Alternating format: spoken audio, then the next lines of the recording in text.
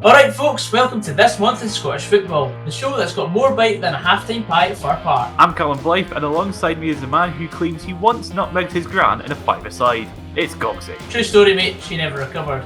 But we have recovered from another mad month in Scottish football. Dodgy refereeing, last-minute screamers, and managers teetering like a chippy on a windy day in Aberdeen. We'll be diving into all the chaos, cracking some jokes, and maybe even giving a wee bit of insight, but don't hold us to that last one. So grab a cuppa or something stronger if you're a Dundee fan.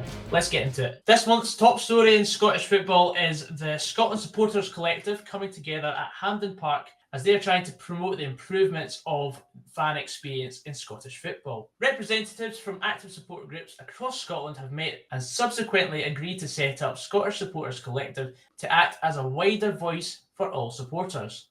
Scottish Supporters Collective have discussed how we would improve the fan experience for Scottish football fans for the season ahead, and we collectively propose 5 key changes to enhance the matchday experience, ensure fairness, and rebuild trust between fans and authorities. So the first thing that they want to change is ticket prices, and they should be set and frozen at the beginning of each season to prevent supporters from being overcharged, in addition to a flat percentage of away ticket allocations for all fixtures should be introduced. Now, I think this was the Celtic supporters that were mainly trying to drive this through because, of course, the £40 debacle at Tannadice last season. What do you think? Yeah, that was just like a complete farce. When it was the season when we were both in the championship fighting for that title, tickets for both games were like still the same price, around like a little over 20 quid.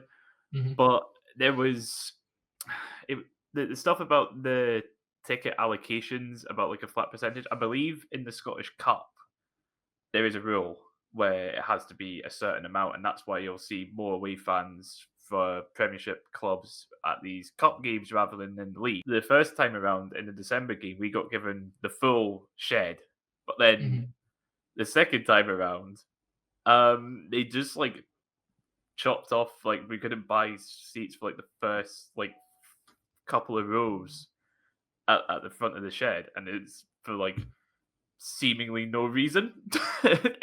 So yeah, I definitely do agree with about it being like a flat percentage, because there are some where it's just like a complete farce. The second part was commitment from all clubs to participate in meaningful and regular supporter engagement with their own club supporters and the wider Scottish Supporters Collective. Again, I want to use Raith Rovers as an example. This season, it's like the past few seasons, we've seen a group at the front of the South Stand who've effectively become the de facto ultras, if that's the right term. But it's like they've been in constant contact with the club like throughout, and it's like the club have really done a good job when it comes to working with them. You buy your season ticket in that section, but you also sign up as a member on Fanbase or wherever you get your season tickets from. And so it's like the club has a database of who's all in it, and then it means that if one of them's being troublesome, that's a much better word. If one of them's being troublesome, then that's easy enough to work out. And then it's like they've got like a trust fund that the club holds, and it's a case of they can use that trust fund to buy flags, drums, that sort of stuff. And it's like they're allowed to sell merch in the club shop, but if there's any damage that comes and it's linked to them, then it gets taken out of the trust fund. So it's a really good system that I believe the Raith Rovers have, and I'm not sure what other clubs they might have something similar, but I do believe it is the right way forward. Aye, like at Motherwell, we've got the sort of membership scheme as well, where everyone sort of pitches in for these sort of displays, which are always really good. I don't think I've seen a bad one. I mean, the one from the Motherwell Hertha Berlin game was a fantastic sort of banner, and then the pyrotechnics, which we'll get onto very soon. But yeah, that improved the atmosphere in my opinion, and the pyrotechnics were quite safe actually. They didn't really seem to be troublesome, because obviously you get different types of pyrotechnics. So obviously a subject that I'm not too clued up on, but some of them are really badly affecting people who are asthmatic. But this one seemed to be very good. Number 3, allowance of use. I have to pick the long ones, don't I? Allowance of use of atmosphere enhancement materials should be guaranteed access at all grounds, including away supporters. Those items should include drums, banners, megaphones, and telescopic poles, all of which help provide a positive and supportive atmosphere. Now, I saw a topic earlier on in which there was something happened with a fan that between Partick Thistle's Premier Sports Cup win over Queen of the South on July 22nd, an altercation led to a young fan needing medical treatment when his drum was reportedly stolen. Clubs expressed disappointment as police investigated. Now, this is an issue that we've seen through ultras groups across Scotland. Like, some of them like to sort of, get the bragging rights. Oh, we've got your drum. Like, I've even seen Motherwell fans getting amongst it as well. And I think that's something that really needs to be stopped, because everyone wants to increase the atmosphere, and taking the drum away is sort of belittling the smaller ultras groups, in my opinion. What do you think, Cal? Yeah, it's just like I think like the whole it's like the whole ultras fighting each other is just not on, in my opinion. It's just daft. Like there's no reason for it. But about the being guaranteed access, Queen's Park would not allow you to bring drums and that in. At Hampden, there's like 12 people. I know. It's completely bizarre. Like, no one over like 2,000 or 3,000 that are going over to Hampden to see Queen's Park, and the fact that people's drums are not even allowed. I mean, even when Motherwell played Dundee United last season, I think we weren't allowed the drum in one of the games, which was... Oh yeah, Dundee United do that as well. Why is Yeah. it always Dundee United? It always is Dundee United. There's something wrong with that club, honestly. I think they should have their championship title rescinded and handed to us. I'll take the Conference League football. I'll take the trip to Luxembourg. Point number 4 is a pledge for clubs to increase investment for disabled supporters facilities, as far too many grounds remain inaccessible with inadequate viewing areas and limited services. It's a point that I think is the most agreeable out of the 5, because you can never have enough enhancement in the disabled supporters' capabilities to watch a game of football. Like, I see multiple places that are not very suitable for disabled football fans. I do think there are a lot of clubs that could do better, but I believe one of the best viewing platforms is at Celtic, for away fans anyway, and for St Johnstone as well. I think is one of the quoted ones for being the best ones. For Starks Park, it's genuinely just a bit in the corner of the south stand. That's it. Now the thing is, it's like the floor of the south stand is actually like a couple. It's like a foot or two below the level of the pitch. So if you're like sat on the very front row, you're basically like, it's like you've got like the wall there and like the pitch just in front, basically, and like at this sort of height. It is weird. So the ones at Aberdeen and Kilmarnock seem a bit strange as well, because they're both like little huts, like down at the front. Kilmarnock used to have them be like a hut at the bottom of the stands, but I swear they got destroyed by one of the... I believe it was against Rangers. Yeah, because jumping on it. Yeah, they were jumping like, on now it. They've got like an actual bit higher up, which looks a lot better. There's some grounds where it's just like you need to basically rebuild a stand. So some grounds it's not possible. It's a money issue. That's what the issue is. Probably one of the more controversial topics is the war on pyrotechnics, and they've suggested that pyrotechnic disposal bins are to be installed at all stadia rather than demonising pyro use. Pragmatic measures can mitigate risks while acknowledging its role in fan culture. These bins are a proven solution, providing a safer environment, reducing hazards, and eradicating heavy-handed policing practices. Now, one of the things that have happened recently was when Motherwell played Clyde, one of the guys let off one pyrotechnic, and that ensued a bit of a riot between the stewards and the fans. There was a bit of a fight, there was a punch up, and it's not good to see, because obviously pyrotechnics are technically illegal, and it doesn't incur a ban upon usage in the UK. But the fact that one pyrotechnic, I mean, we've had multiple displays of several pyrotechnics, and there's just the one being used on that day. Yeah, it's like I made a video on this over a year ago now, actually. So that's link in the description. Yep.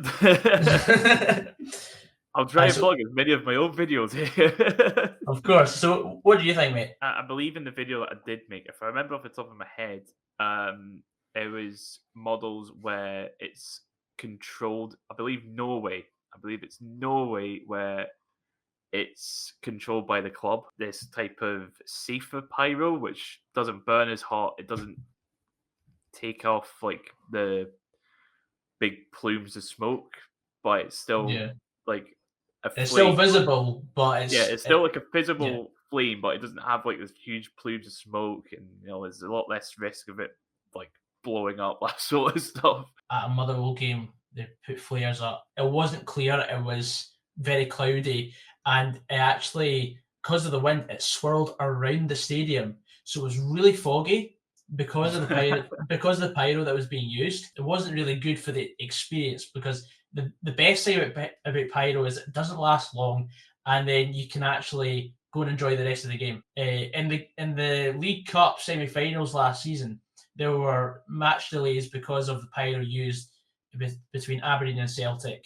I think there was a 15-minute delay, and then the Motherwell Rangers game, there was a slight delay, but it wasn't as bad. Fog entering the pitch from coloured smoke. Yeah, and the first teamers had to just do another wee kickabout on the pitch just to keep warm. Motherwell have an influence from NEC Nijmegen. That's their sort of twinned club, so to speak, and I think they help out with a lot of the pyro stuff.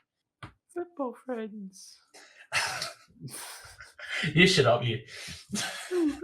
Elsewhere, we had Dundee playing against Bonnyrigg in the League Cup. Dundee actually managed to win a game of football in this instance, managing to win 3-1, but the game wasn't held at Bonnyrigg's ground because Bonnyrigg are in the process of getting a new plastic pitch put down, and so this game was held in Rosewell, where Whitehill Welfare play. In his post-match interview, Stephen Presley called the pitch a banana skin. As I said, it was a difficult evening, a real level of the pitch. I think when you come here on the back of a couple of disappointing results and then the pitch being how it is, it was a real banana skin for us. So, as I've said, well done to the players. Whitehill Welfare did not take kindly to those comments. Obviously, Bonnyrigg's pitch last season, having worked there last season for one game, it was a massive slope. It was basically a tatty field, and it's probably going to pass with that in the Lowland League. But if they want to get back up into League Two, and they also had points deducted for their pitch, they've been in the SPFL for 2-3 seasons. 3 seasons, yeah. This was their 3rd season. It was like a prerequisite for them getting into the league that they would fix the pitch up in time at some point, and then it just didn't never happen. got to it. They got the points deduction. Once again, video down below where I talk about pitches. Yeah, it's I was there for that game against Alloa, and they were not good to say the least. They were outplayed by a League One side, which as a Premiership team is something to worry about. It's also quite alarming considering Alloa topped that group as well with 12 points. Because obviously they beat Airdrie as well, which is hilarious. Yeah, Airdrie beat Dundee. That's just completely weird. If you want to win matches against lower league opposition, I am not your man. Next up, we're talking about Effie Ambrose's chaotic comeback. The former Celtic defender, Effie Ambrose, made headlines for all the wrong reasons in the last couple of days, returning to ninth-tier team Glasgow United, only to arrive 12 minutes late for his debut, forcing the team to start with 10 men. His delayed entrance, a subsequent red card for a teammate, and a 3-1 loss made this a memorable and humorous football story. Wanyama all over again. Oh, yeah, Wanyama did very well. David Templeton plays for them as well, by the way. Yeah, and a certain striker that we will not name.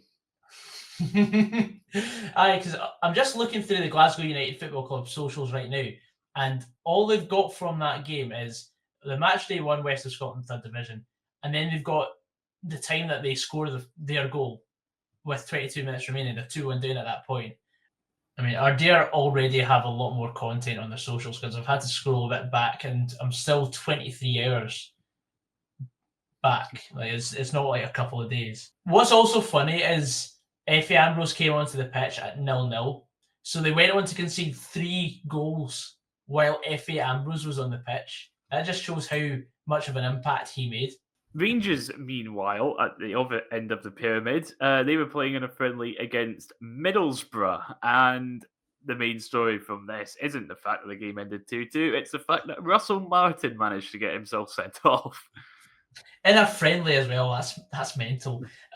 What was the reason? Yeah, so he got sent off for getting a bit angry with John Beaton over not being given a penalty. So, of course, Beaton sent him off. And we now have this wonderful image of just Russell Martin's head just above a wall and like one of the tiers of Ibrox. It's been a month of football celebration in the capital as both Hearts and Hibs are gearing up for what is going to be an exciting season. In their first match back on home soil, Hibs marked the occasion of their 70th anniversary of becoming the first British team to play in European football. But not on sporting merit.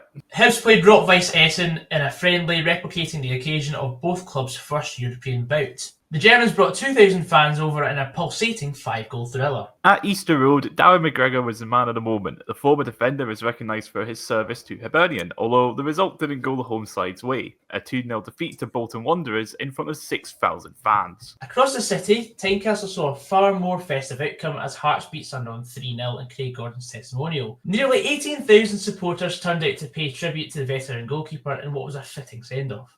And today's final story is something that we've been looking forward to talking about, basically the full video. The Seagull mayhem that has descended on Scottish clubs in 2 separate matches in the last week, in which there was a Conference League match between Dundee United and UNA Strassen, and the Wraith Rovers game, which in fact Callum was at, so we'll let him talk about that in a minute.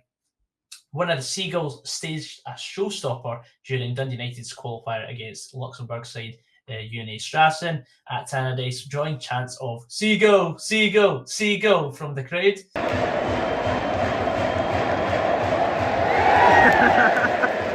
48 hours later, at Wraith Rovers' home game against Inverness Caledonian Thistle, their head of sports science, Matt Kenny, had to sprint onto the park to remove a bird perched at the centre circle, winning applause from fans before play resumed. A bizarre and entertaining end to the month. See, the one that was at Starks Park was quite funny just because of the fact it was about half time when the seagull, when like these baby seagulls descended. The one that got picked up was like sat in the middle. It was sat in the centre circle, and it got picked up and it got taken out to like the back of the railway stand. See, about 5 minutes later, it was back on the pitch.